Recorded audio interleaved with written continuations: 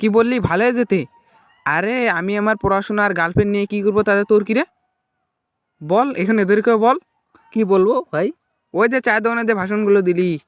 শোনো ছোট ভাই, একটা মেয়ে তার ভবিষ্যৎ নিয়ে কোনো চিন্তা থাকে না, কারণ এখন সে বাবার ঘরে, বাকি জীবনটা সে অন্য কোনো প্রতিষ্ঠিত ছেলের ঘরে কাটাবে।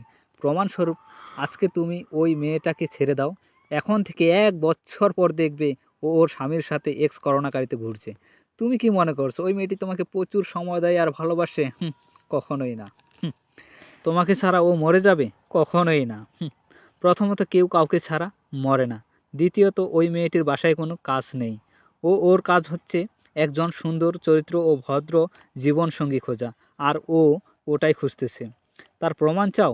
ও তোমাকে বলে না, বাবু লক্ষ্মী সোনা, আগে একটা কিছু করো, তারপর আমরা বিয়ে করব। তুমি না থাকলে অন্য একটা বড়লোকের ছেলে বাইকে করে নিয়ে মেয়েটাকে ঘোরাবে ভাই।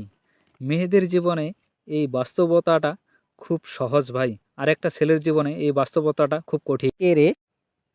উনি কে ওটা দেখা বড় বিষয় না, উনি যে কথাগুলো বলছেন তা আসলেই বাস্তব।